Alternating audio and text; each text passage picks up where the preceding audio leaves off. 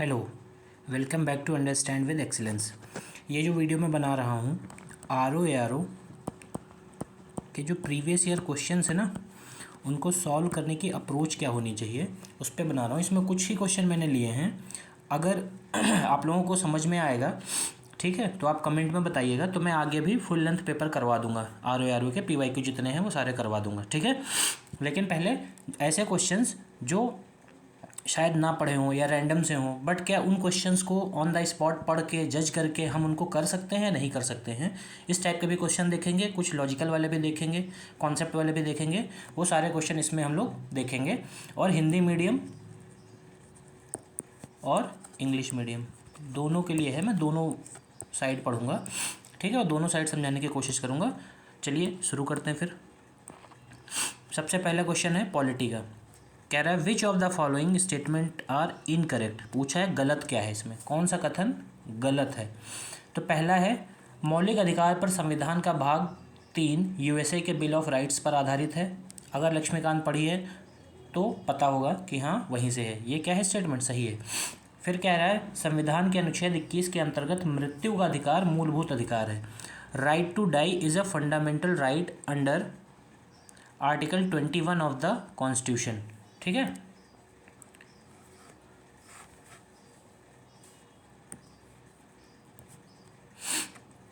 फिर next statement है Indian constitution is a complete federal. देखो, जब भी एक्सट्रीम वर्ड का यूज़ हो, एक चीज़ ध्यान रखो, जब भी स्टेटमेंट में एक्सट्रीम वर्ड का यूज़ हो ना, तो मैक्सिमम टाइम वो गलत ही होता है, ठीक है। तो क्या कह रहा है कि कंप्लीट फेडरल मतलब एक पूर्ण संघीय संविधान है, पूर्ण संघीय, कंप्लीट फेडरल, ठीक। तो ये क्या होगा, ये गलत है। और राइट टू डाई क्या होता है, सुसाइड होता है, ठीक है। सुसाइड करना हमारे कंट्री में अधिकार नहीं है, ठीक है, इसको रोका जाता है। सुसाइड एक क्राइम माना जाता है। फिर क्या कह रहा है fundamental rights can be removed under the Indian constitution. भारतीय संविधान के अनुसार मूलभूत अधिकारों को हटाया जा सकता है। ये भी गलत है, क्योंकि अगर फंडामेंटल राइट ही हटा दिए तुम, और जिस कंट्री में डेमोक्रेसी है, अगर वहाँ के तुमने फंडामेंटल राइट ही ख़त्म कर दिए, तो वो कंट्री क्या होगी, अपने आप ख़त्म हो जाएगी, ठीक है। तो फंडामेंटल राइट तो इंडियन कॉन्स्टिट्यूशन में हटा ही नहीं सकते हैं। बी और सी और डी ये गलत हो जाएंगे। फंडामेंटल राइट के लिए क्या है, बहुत सारे केस इंटरप्रिटेशन हुए हैं। जैसे बेसिक स्ट्रक्चर आप लोगों ने पढ़ा होगा, ठीक है। बेसिक स्ट्रक्चर में क्या था, फंडामेंटल राइट को आप वो नहीं कर सकते हैं, स्नैच नहीं कर सकते हैं सिटीजन से, ठीक है। अब ये क्या है, ये क्वेश्चन जो था ये तुम्हारा अगर अच्छे से पॉलिटी कर रखी है तो आराम से हो जाएगा। इसमें कोई भी कन्फ्यूजन वाला पार्ट नहीं है कि आपको इसमें दिक्कत होगी। बस यहाँ पे ध्यान रखना है करेक्ट पूछा है या इनकरेक्ट पूछा है, ठीक है। चलिए अब अगले क्वेश्चन पे चलते हैं। ये आ गया हमारा नेक्स्ट क्वेश्चन। कह रहा है significant technical and institutional reforms in Indian agriculture are required to feed the growing population. बढ़ती आबादी का पेट भरने के लिए भारतीय कृषि में महत्वपूर्ण तकनीकी और संस्थागत सुधारों की आवश्यकता है। अब एक बात बताओ, पॉपुलेशन अगर बढ़ रही है तो जो हमारा इंडियन एग्रीकल्चर है उसमें टेक्निकल और इंस्टीट्यूशनल रिफॉर्म की ज़रूरत है या नहीं है। क्योंकि एक बहुत बड़ा लूप होल तो है ही है। इस स्टेटमेंट को अपने कॉमन सेंस से अगर आप जज करेंगे तो भी आपको समझ में आएगा कि हाँ ये बात सही बोली जा रही है कि रिफॉर्म की ज़रूरत है। क्योंकि पॉपुलेशन बढ़ रही है तो हमें रिसोर्सेज ज़्यादा चाहिए होंगे। जब रिसोर्सेज ज़्यादा चाहिए होंगे तो हमें सुधार की भी ज़रूरत होगी। तो मतलब एजर्सन तो सही है। अब ऐसा क्यों है, रीज़न उसने क्या दिया है कि क्या रीज़न है, significant number of farmers in many parts of India still rely on monsoon rains and natural soil fertility for agriculture. Hindi में पढ़ लेते हैं। भारत के कई हिस्सों में बड़ी संख्या में किसान अभी भी कृषि के लिए मानसूनी वर्षा और मिट्टी की प्राकृतिक उर्वरता पर निर्भर है। अब एक बात बताओ, ये जो रीज़न दे रखा है क्या ये जो एजर्शन है इसके साथ सिंक नहीं कर रहा है। क्योंकि हमारे जो किसान है भारत का, जितनी भी एग्रीकल्चर है आज भी क्या है, मानसून पर रिलाई करती है और नेचुरल सॉइल फर्टिलिटी पर रिलाई करती है, ठीक। तो अब आबादी बढ़ रही है, जब आबादी बढ़ रही है और उसको जितना भी फीड करवाना है, आबादी को जितने भी ज़रूरत है उसको फुलफ़िल करने के लिए इंस्टीट्यूशनल रिफॉर्म की ज़रूरत पड़ेगी कि नहीं पड़ेगी। तो ये दोनों आपस में सिंक कर रहे हैं कि नहीं कर रहे हैं। तो करेक्ट एक्सप्लेनेशन भी है और दोनों सही भी हैं, ठीक है। ये क्वेश्चन के लिए आपको अलग से कुछ नहीं पढ़ना होता है, वहीं पे ऑन द स्पॉट क्वेश्चन को जज करना होता है, सिंकिंग चेक करनी होती है और उसके बाद उसको सही करना होता है, ठीक है। इसके लिए आपको अलग से जाके कोई बुक पढ़नी या कुछ ऐसा नहीं है। बहुत से क्वेश्चन ऐसे होते हैं जो ऑन द स्पॉट सही किए जाते हैं। नेक्स्ट क्वेश्चन आता है इकोनॉमिक्स का है। आईटीसी का मतलब किसी पंजीकृत व्यक्ति द्वारा प्राप्त वस्तुओं और सेवाओं या दोनों की आपूर्ति पर इनपुट टैक्स क्रेडिट है। आईटीसी की पात्रता जो इस प्रकार हो सकती है: कर योग्य आपूर्ति, गैर कर योग्य आपूर्ति, शून्य रेटेड आपूर्ति। ठीक। ITC means the credit of input tax on the supplies of goods and services और both received by registered person. Eligibility of ITC which may be as under taxable supply, non taxable supply, zero rated supply. सबसे पहले ITC समझ लो क्या होता है। ITC का जो full form होता है उसको बोलते हैं input tax credit. Input tax credit होता क्या है, जैसे मान लो तुम्हारी बिस्किट की कंपनी है, ठीक है, तुम्हारी बिस्किट की कंपनी है, तुमने मार्केट से आटा लिया होगा, किसी डीलर से तुमने आटा ख़रीदा अपनी फैक्ट्री के लिए।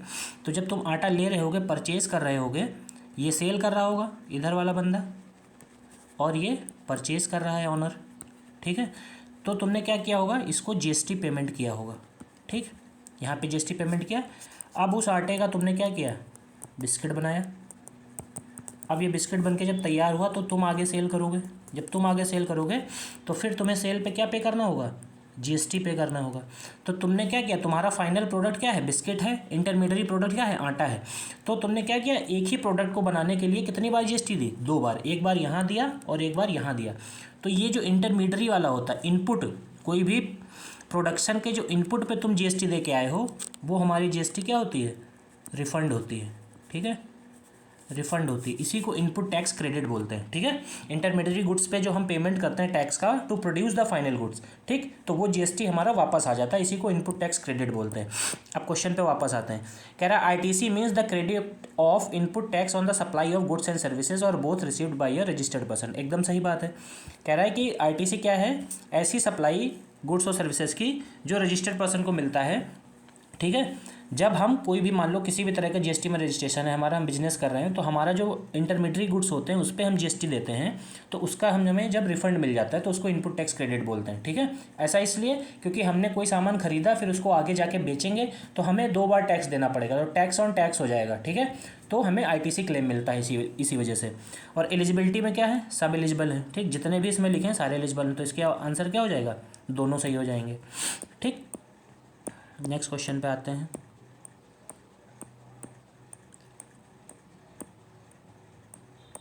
ये वो क्वेश्चन है जो ऑन द स्पॉट आप एग्जाम हॉल में भी सही कर सकते हैं।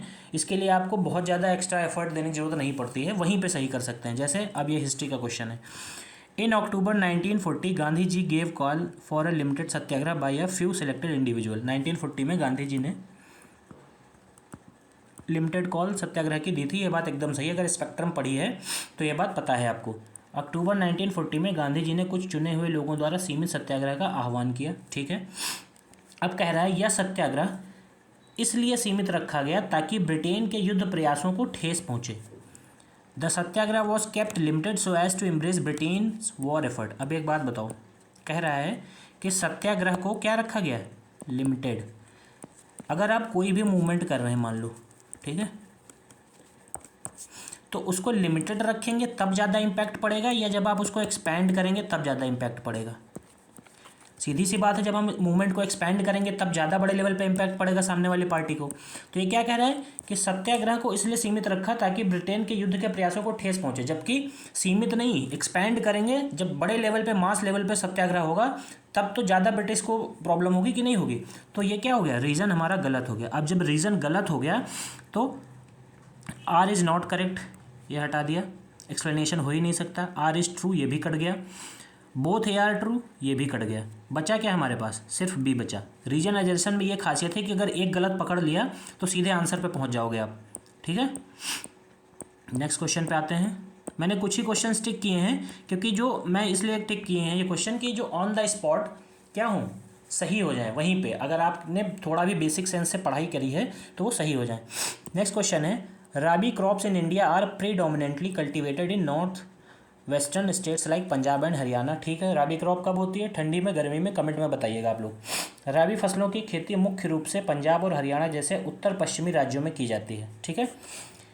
The success of rabi crop in these states depend on the rain due to eastern tropical cyclone, ठीक है। यहाँ पे ये वेस्टर्न है शायद, ठीक है, वेस्टर्न है, और ये पश्चिमी उष्णकटिबंधीय चक्रवातों, ठीक है, के बारिश पर निर्भर करती है।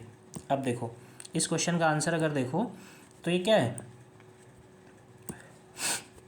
एक बार मैं आपसे बताता हूँ, ठीक। वेस्टर्न क्या ये है, वेस्टर्न साइड हमारा, ठीक है, और वेस्टर्न डिस्टर्बेंस क्या होते हैं, जो हमारा यहाँ पे मेडिटेरेनियन सी है ना, विंटर में क्या होता है वहाँ पे रेन होती है, ठीक है, वहाँ पे बारिश होती है मेडिटेरेनियन सी में, तो उसका इम्पैक्ट हमारे इंडिया पर भी आता है, ठीक। तो इसलिए क्या है, दोनों स्टेटमेंट सही भी हैं और एक दूसरे को जस्टिफाई भी करते हैं, ठीक, करेक्ट एक्सप्लेनेशन भी है।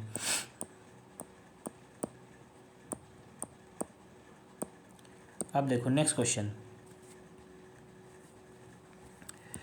कह रहा है the equatorial forest biome is the biome with the densest and highest biomass because there is high rainfall and high temperature throughout the year in the equatorial forest region.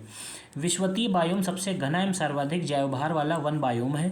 विषुवतीय one क्षेत्र में वर्ष भर उच्च वर्षा एवं उच्च तापमान होता है, ठीक। पहले इक्वेटोरियल फॉरेस्ट समझ लेते हैं क्या है। ये मान लो हमारी अर्थ है, ठीक है, यहाँ पे हमारा क्या है, इक्वेटर है,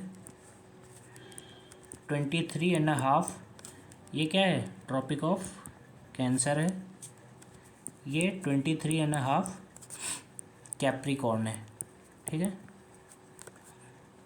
यहाँ पे जो सन होता है इसकी जो रेज हैं वो एकदम वर्टिकल पड़ती हैं, ठीक। तो ये रीजन क्या होता है, काफ़ी गर्म होता है और यहाँ पे इवेपोरेशन बहुत ज़्यादा होता है, तो जितनी वाटर बॉडीज़ हैं उसमें बहुत ज़्यादा इवेपोरेशन होता है, तो इसीलिए क्या होगा, ज़्यादा बारिश होगी। तो जब ज़्यादा बारिश होगी तो वेजिटेशन भी ज़्यादा से ज़्यादा ग्रो करेगा।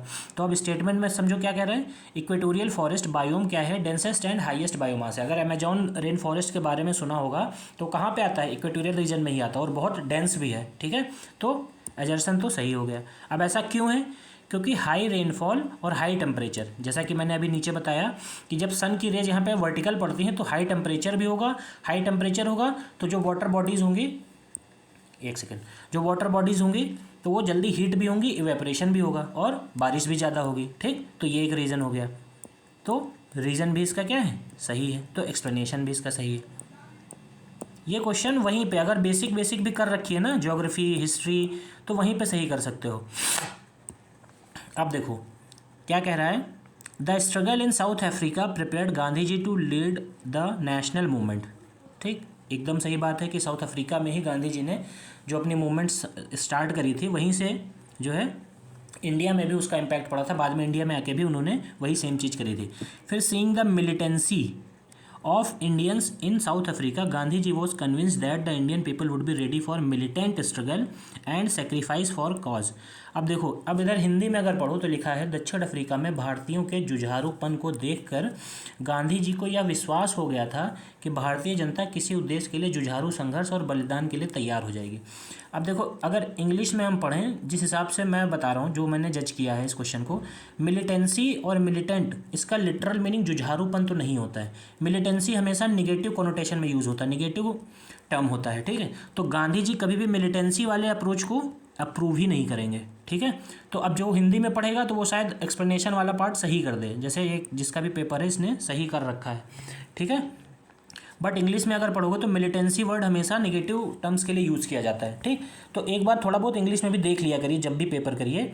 तो इसमें अब क्या हो गया, अगर हमें आर जो है फॉल्स मिल गया है तो आर करेक्ट ये हट जाएगा, आर करेक्ट ये हट जाएगा, ये भी हट जाएगा, हमारे पास सिर्फ ये बचेगा, ठीक है। इसके लिए आपको कहीं और जाने की ज़रूरत नहीं है, ऑन द स्पॉट क्वेश्चन करने की प्रैक्टिस करिए। फिर कह रहा है pulses when included in intercropping with cereals act as a complementary crops, ठीक। अनाज वाली फसलों के साथ अंतराशयन के रूप में शामिल होने पर दलहनें पूरक फसलों के रूप में कार्य करती हैं, ठीक। ये बात एकदम सही। देखो ये बात कर रहा है कि जब हम एक ही बार में एक ही टाइम में मल्टीपल क्रॉप्स ग्रो करते हैं, ठीक है, कि कोई एक फसल मान लो हमने क्रॉप लगाई, उसी के बीच बीच में दूसरी क्रॉप को हमने क्या किया, उसकी बुआई कर दी, तो दोनों फसल हमारी एक साथ में तैयार हो गई। तो जब अब इस एजर्सन समझो क्या कह रहा है, कह रहा है जब पल्सेस को इंक्लूड करते हैं इंटर क्रॉपिंग में, मतलब एक ही टाइम पे दो क्रॉप अगर हमें निकालनी है तो उस तरह अगर पल्सेस का यूज़ करते हैं तो ये कॉम्प्लीमेंट्री क्रॉप की तरह काम करते हैं। कॉम्प्लीमेंट्री क्रॉप का मतलब क्या हुआ, एक दूसरे के पूरक, मतलब एक फसल ये है मान लो पहली क्रॉप और दूसरी क्रॉप। कॉम्प्लीमेंट्री का क्या हुआ, मतलब कि ना ये इसको नुकसान पहुंचाएंगी ना ये इसको नुकसान पहुंचाएंगी, सॉरी, ना ये इसको लॉस होगा ना इसको लॉस होगा। अब रीजन पढ़ते हैं। Pulses with tap root system do not compete for nutrients and moisture. जब कॉम्प्लीमेंट्री क्रॉप है तो सीधी सी बात है कि वो क्या, उनकी आपस में प्रतिस्पर्धा नहीं होगी, ठीक है। वो अपने लेवल रीजन में ग्रो करेंगी, वो अपने रीजन में ग्रो करेंगी, एक दूसरे को हार्म नहीं करेंगी, ठीक, तभी तो कॉम्प्लीमेंट्री क्रॉप है। तो एजर्सन भी सही है और रीजन भी सही है। ये वहीं पे जज करिए क्वेश्चन ऑन द स्पॉट। बार बार मैं इसलिए बोल रहा हूँ कि इन सब के लिए अगर आप रिसोर्स पढ़ने जाएंगे ढूंढेंगे ना तो परेशान रहेंगे, कहीं कुछ नहीं मिलता है इन सब क्वेश्चंस को। ये सब अपनी ब्रेन ग्रिलिंग से और अंडरस्टैंडिंग से क्वेश्चन आते हैं। नेक्स्ट क्वेश्चन देखो, with reference to Agmark. Agmark क्या है, जो पता है एग्रीकल्चर से रिलेटेड जो है प्रोडक्ट, जो क्वालिटी ऑफ प्रोडक्ट है वो देता है। Agmark is the sign of quality of agricultural product. एकदम सही बात है, एग्रीकल्चर वाला जो प्रोडक्ट होते हैं उनको ये साइन ऑफ क्वालिटी देता है। फिर certificate of egg mark is issued by food corporation of India. भारतीय खाद्य निगम द्वारा। फूड कॉरपोरेशन ऑफ इंडिया क्या है, भारत सरकार का स्टोरेज फैसिलिटी है ये गवर्निंग बॉडी नहीं है, ये जो है तो सर्टिफिकेट नहीं इशू करती है क्वालिटी का, ठीक है। तो दूसरा गलत हो जाएगा और पहला सही हो जाएगा, ठीक है। इस पे ध्यान देना, फूड कॉरपोरेशन ऑफ इंडिया से इस क्वेश्चन को पकड़ाना था, ठीक है। नेक्स्ट क्वेश्चन पे आते हैं। अब आओ पॉलिटी पे आ गए। The constitution vests the executive power of the union in the president of India. अब देखो एग्जीक्यूटिव वेस्ट, अब सबसे पहले ये समझो, लेजिस्लेचर होता है, एग्जीक्यूटिव होता है और प्रेसिडेंट होता है, ठीक है। ये क्या है, ये मिलके हमारा पार्लियामेंट बनाते हैं, ठीक है। तो एग्जीक्यूटिव क्या है, इंटीग्रेटेड पार्ट है और प्रेसिडेंट भी हमारा इंटीग्रेटेड पार्ट है पार्लियामेंट का। अब स्टेटमेंट पढ़ो, कह रहा है constitution vests the executive power of the union in the president of India. एकदम सही बात है, क्योंकि पार्लियामेंट में प्रेसिडेंट भी आता है, ठीक। एग्जीक्यूटिव पावर किसके पास रहती है, प्रेसिडेंट ऑफ इंडिया के पास ही रहती है। फाइनल अप्रूवल कौन देता है, साइन कौन करता है, प्रेसिडेंट। मान लो लोकसभा राज्यसभा हर जगह बिल पास हो गया, ठीक है। उसके बाद जब उसको एक्ट बनाना होता है या रूल बनाना होता है तो किसके साइन होते हैं, प्रेसिडेंट के ही तो साइन होते हैं। तो एजर्सन हमारा सही हो गया, ठीक। President of India is the constitutional head of state. एकदम, ये भी रीजन भी एक्सप्लेन कर रहा है, कॉन्स्टिट्यूशनल हेड होता है वो, ठीक। जितने भी अपॉइंटमेंट्स हो, जितने भी अमेंडमेंट्स होते हैं उस पर फाइनल अथॉरिटी किसकी होती है, प्रेसिडेंट की होती है। Next question.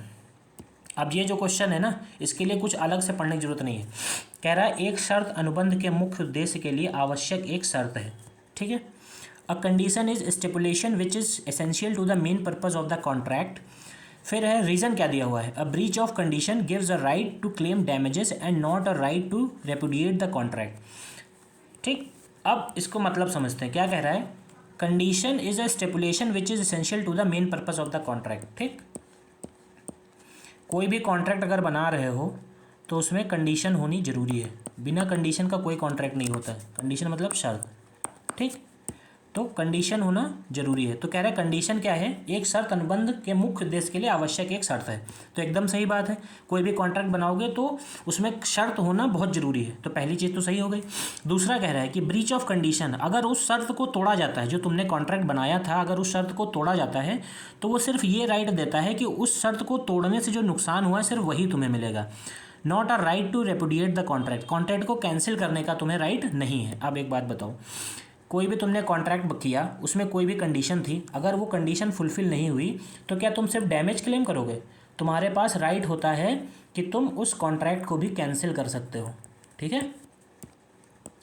तो रीज़न क्या है, रीज़न यहाँ पे इसने गलत दे रखा है, ये रीज़न नहीं है। अगर कॉन्ट्रैक्ट में कोई भी शर्त का उल्लंघन होता है तो आपके पास राइट है कि आप उसको उस कॉन्ट्रैक्ट को ब्रेक कर सकते हैं। अब इस क्वेश्चन में ये बताओ मुझे, इस क्वेश्चन के लिए क्या कुछ अलग जाके पढ़ना था, कोई किताब पढ़नी थी, कोई बुक पढ़नी थी क्या, है ना। ऑन द स्पॉट होगा कि नहीं होगा, बस आप कितने अच्छे से पढ़ते हैं क्वेश्चन को उसी से आइडिया लगेगा। आगे बढ़ते हैं। ये देखो, ये एनसीईआरटी का क्वेश्चन है। The colour of red soil is due to the wide diffusion of iron rather than to a high proportion of it. They are generally poor in nitrogen, phosphorus and humus. Class 10th की NCERT पढ़ोगे ना, उसमें बिल्कुल soil वाला जो chapter है एक बार पढ़ लेना, सॉइल वाले क्वेश्चन कभी गलत नहीं होंगे, उसमें बहुत अच्छे से दे रखा क्लास 10th की एनसीईआरटी।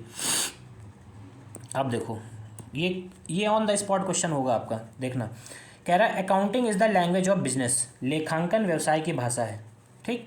फिर accounting provides all information needed bye a businessman. मैंने क्या बोला था, जब भी एक्सट्रीम वर्ड आएगा तो 99% चांस है कि वो गलत ही होता है। एक्सट्रीम कोई चीज़ होगी ना तो गलत होगी। अब समझ लेते हैं, इसको मैं एक्सप्लेन भी कर देता हूँ। अकाउंटिंग बिजनेस की लैंग्वेज है, ये बात किसी से भी पूछोगे सबको पता है, इसको सही करने में तो कोई दिक्कत नहीं है, इसका मतलब ये तो सही है। फिर कह रहा है अकाउंटिंग प्रोवाइड करता है all information needed bye a businessman. एक बिजनेसमैन को मान लो कस्टमर का बिहेवियर जानना है, ठीक है, तो क्या वो अकाउंटिंग बुक से जानेगा? मतलब जो उसके बैलेंस शीट है, उसके जो अकाउंटिंग स्टेटमेंट्स हैं, क्या वो उससे कस्टमर का बिहेवियर जान पाएगा? नहीं जान पाएगा ना। तो एक बिजनेसमैन को क्या सारी इन्फॉर्मेशन अकाउंटिंग दे देता है? नहीं देता है। तो रीज़न क्या हुआ? गलत हो गया। तो ए ट्रू है, आर फॉल्स हो गया, ठीक। नेक्स्ट क्वेश्चन पे आते हैं।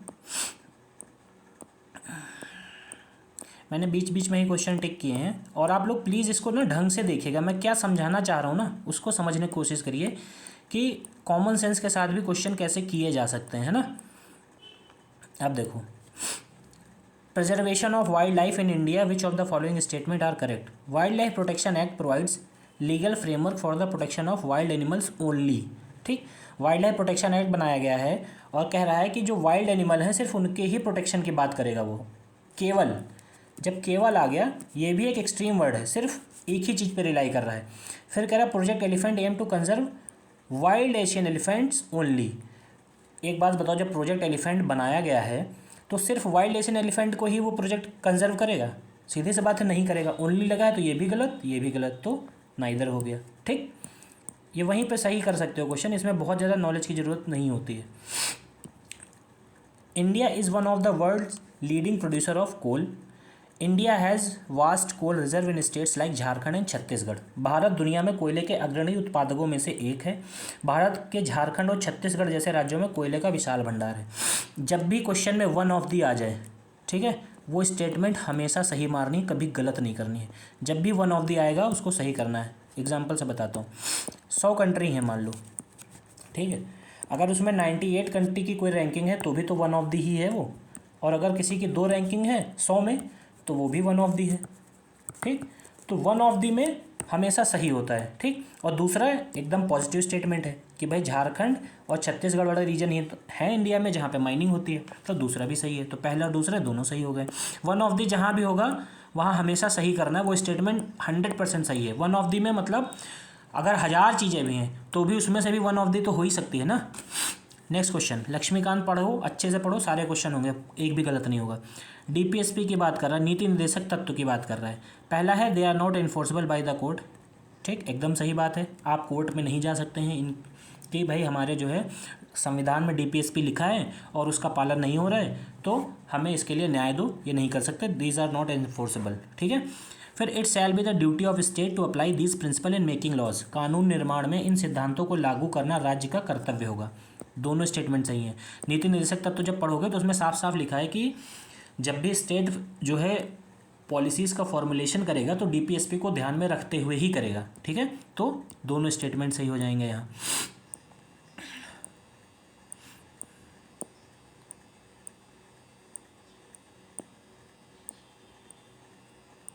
नेक्स्ट क्वेश्चन पे आते हैं। थोड़ा आप लोग ना इस क्वेश्चंस को स्पीड में फॉरवर्ड में करके देख लेना, ठीक। अब आते हैं जर्सन में। Raja Ram Mohan Roy was the editor of Sambad Kaumudi, a Bengal weekly. His article condemning the custom of widow burning were published in it. अब देखो, राजा राम मोहन राय कौन थे? सोशल रिफॉर्मर थे, समाज सुधारक, ठीक। तो अब जब समाज सुधारक हैं तो समाज को सुधारने का काम करेंगे। तो अब रीज़न पढ़ते हैं पहले। उनके जो आर्टिकल हुआ करते थे वो कैसे थे? विडो बर्निंग को क्या करते थे, कंडेम करते थे, उसकी निंदा किया करते थे, ठीक, जलाने की प्रथा की निंदा करते थे। तो सोशल रिफॉर्मर थे और समाज में जो कुरीतियाँ थी उनका विरोध करते थे, तो रीजन तो सही है एक, पहली बात। फिर राजा Ram Mohan Roy was the editor of Sambad कौमुदी, ठीक। अब इसमें हो सकता है कन्फ्यूजन हो जाए कि भाई राजा राम मोहन राय का था कि नहीं था, तो यहाँ पे हमारे काम आता है नॉलेज, ठीक, हमारे पास नॉलेज कितनी है यहाँ से काम आएगा। और अगर तुमने, और ये राजा राम मोहन राय कोई ऐसे समाज सुधारक नहीं है कि जो बहुत हल्के हों या जिनके बारे में एक दो जगह ही बात हुई हो, ये बहुत फेमस सोशल रिफॉर्मर है। तो अगर आप हिस्ट्री पढ़ेंगे तो राजा राम मोहन राय के बारे में ये बात जरूर पढ़ेंगे कि संवाद कौमुदी इन्हीं का था, ठीक है। तो क्या हो गया, दोनों चीज़ें सही हो गई और एक्सप्लेन भी कर रही हैं, ठीक। फेमस जो रिफॉर्मर हैं उनके बारे में आपको आइडिया रहेगा पहले से ही, ठीक, क्योंकि उतना बेसिक तो आप रिसोर्स करके ही जाएंगे। नेक्स्ट क्वेश्चन आते हैं। India is the largest producer of jute in the world, factual information है, एकदम सही बात है, ठीक, बंगाल वाला रीजन जो है। फिर कह रहा है India's jute production increase due to yellow revolution. अब हमको पता है येलो रिवोल्यूशन किससे थी, तिलहन से रिलेटेड थी। तिलहन क्या है, जो एडिबल ऑयल होता है ना, खाने वाला तेल, येलो रिवोल्यूशन उससे चलाई गई थी, एडिबल ऑयल, ठीक। तो दूसरा गलत हो गया, पहला सही हो गया, आंसर मिल गया आपको। ये सब क्वेश्चन है ना, बहुत से क्वेश्चन ऐसे आते हैं जो वहीं पे सही कर सकते हो। अब देखो ज्योग्राफी का क्वेश्चन आ गया। During the winter season most part of India is dry, ठीक, सर्दी के मौसम में भारत का अधिकांश भाग शुष्क रहता है, ठीक बात है, बारिश इतनी नहीं होती है। Most part of the country are under influence of north east trade winds during the winter season. अब इसको समझते हैं कि नॉर्थ ईस्ट ट्रेड विंड क्या होते हैं। जैसे ये मान लो इंडिया का मैप बनाया, अब ये देखो डायरेक्शन देखो, ईस्ट वेस्ट नॉर्थ साउथ, तो नॉर्थ ईस्ट ये हो गया। यहाँ पे हमारा क्या पड़ता है, तिब्बतन प्लेटू है, तिब्बतन प्लेटू है। यहाँ पे कोई क्या ओशन बॉडी है, ओशन बॉडी तो नहीं है, ये तो लैंड है, ठीक, यहाँ पे ज़मीन है। तो जब यहाँ पे ज़मीन है तो यहाँ से क्या कोई मानसून आएगा, यहाँ से कोई मॉइस्चर तो आएगा नहीं। तो जब ये नॉर्थ ईस्ट ट्रेड विंड चलेंगी तो यही तो रीजन बनेंगे ड्राई एरिया का विंटर में, भारत में बनेंगे कि नहीं बनेंगे। तो क्योंकि ये कहाँ से आ रही है, लैंड से आ रही है। अगर यही इंडियन ओशन से आ रही होती तो इनमें मॉइस्चर होता तो ये बारिश करती। जब नॉर्थ ईस्ट से आ रही है तो मतलब तिब्बतन प्लेटू की साइड से आ रही, तो वहाँ की हवाएं कैसी होंगी, उसमें मॉइस्चर नहीं होगा, तो वो कैसी होंगी, शुष्क हवाएं होंगी, ठीक है। समझ में आया, क्लियर हुआ। तो पहला भी सही दूसरा भी सही, एक्सप्लेन भी कर रहा है, ठीक। नेक्स्ट आते हैं, अटॉर्नी जनरल ऑफ इंडिया की बात करते हैं। He hold office during the pleasure of prime minister, ठीक। अगर जरा सा भी पढ़ा है तो जितने भी अपॉइंटमेंट्स होते हैं, चाहे कॉन्स्टिट्यूशनल पोस्ट हों या जो भी अपॉइंटमेंट्स होते हैं मेजर, वो सारे कौन करता है, हमारा प्रेसिडेंट करता है, ठीक, प्रेसिडेंट के द्वारा अपॉइंट किए जाते हैं। फिर he is not entitled to the privilege of member of parliament, ये भी गलत है और ये भी गलत है, क्योंकि उसके पास राइट होता है, ठीक, पार्लियामेंट के प्रोसीडिंग में जाने का। वहाँ पे उसको वोट का राइट नहीं होता, बाकी वहाँ पे अवेलेबल रहने का अधिकार होता है, अंदर आने जाने का पूरा राइट होता है, ठीक। तो इसका होगा नाइदर, ठीक, दोनों ही गलत है। नेक्स्ट क्वेश्चन है, the boiling point of water decreases with as the altitude increases, the atmospheric pressure increases with altitude. Boiling point of water increases decreases. अब एक बात बताओ, जैसे जैसे हम ऊंचाई पे जाते हैं बर्फ़ कहाँ जमती है, बिल्कुल ऊंचाई पे जमती है कि नहीं जमती है, जितना ऊपर बढ़ोगे उतना ठंडा होता चला जाता है। तो बॉइलिंग पॉइंट सीधी सी बात है क्या होगा, डिक्रीज होगा, ठीक है, बॉइलिंग पॉइंट क्या होगा, घटेगा।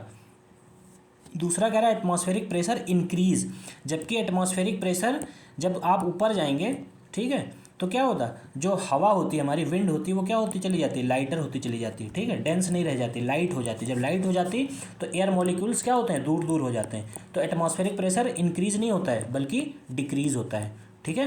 तो दूसरा रीजन जो है ये गलत हो जाएगा, आंसर मिल गया आपको। अब नेक्स्ट क्वेश्चन है सॉल्वेंट और सॉल्यूशन के ऊपर है, ठीक है। इसमें क्या करते हैं, ये क्वेश्चन को ना समझने के लिए वहीं पे ऑन द स्पॉट अगर आप थोड़ा सा भी दिमाग, और ये तभी आएगा जब आप पहले से प्रैक्टिस कर रहे होंगे, पहले से प्रैक्टिस नहीं करेंगे तो दिक्कत हो जाएगी।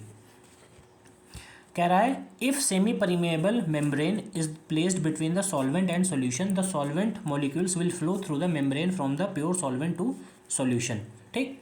अब ये देखो एक चीज़ बता देता हूँ,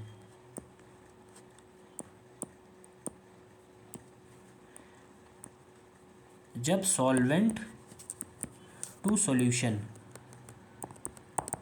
कोई चीज़ ट्रांसफ़र होती है, ठीक, तो वो उसको बोलते हैं ऑस्मोसिस।